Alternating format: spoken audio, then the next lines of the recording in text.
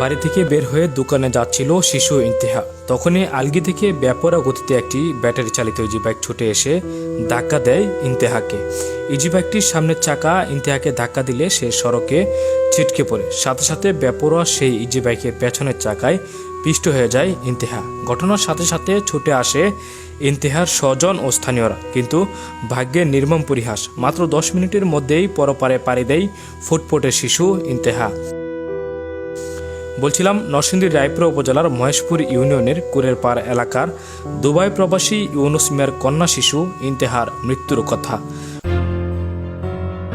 গত 30 মে দুপুর 12টায় তার মৃত্যু হয়। ঘটনার পরপরই তার মামা ফরিদ মিয়া বাদী হয়ে থানায় একটি মামলা দায়ের করেন।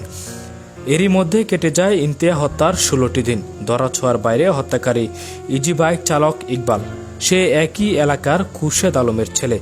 ইকবালকে গ্রেফতার না করার কারণে ক্ষোভে ফুঁসে উঠেছে স্থানীয় জনগণ। বুধবার হত্যাকারী ইকবালের বিচার দাবিতে মানববন্ধন করে ইন্তেহার স্বজন ও এলাকাবাসী। মানববন্ধনে এসেও মেয়ের স্মৃতি স্মরণ করে কাঁদছেন ইন্তেহার মা। মায়ের চোখ বেয়ে অঝোর ঝরছে পানি। চোখের সামনে মেয়ের মৃত্যুর কথা কোনোভাবেই মানতে পারছেন না তিনি। তাই তো মানববন্ধনের মাধ্যমে মেয়ে হত্যাকারীর কঠোর শাস্তি দাবি করেন তিনি। প্রথম ছাক্কা দিয়ে বাড়ি দেওয়ার পরে মেয়ে দাঁড়ায় গেছে, দাঁড়ায় কোনো রাস্তার মধ্যেও না, সাইডে গেছে। হ্যাঁ, আবার পিছনে ছাক্কাটা কিভাবে নে, হ্যাঁ তো আমার মেয়ের হত্যা করছে। হ্যাঁ তো কোনো আমার মেয়ের কোনো অ্যাক্সিডেন্ট করছে না, হত্যা করছে। হ্যাঁ, কত বড় ফাঁসা। হ্যাঁ, আমার মেয়ের আবার ধরছেও না, আমি হাঁটতে ডাক্তারের মতো লিয়ে যাওয়ার লাগে।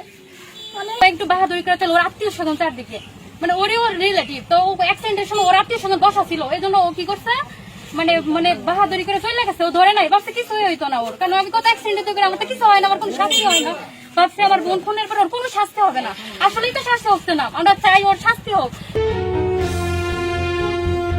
একই সুর স্থানীয়দের। সড়কে আর কত প্রাণ ঝরলে টনক নড়বে প্রশাসনের? দুর্ঘটনার মাত্র কয়েক মিটারের মধ্যে স্পিড ব্রেকার থাকার পরও কিভাবে চলছে এসব অবৈধ যানবাহন, এমন অনেক প্রশ্ন স্থানীয়দের মনে।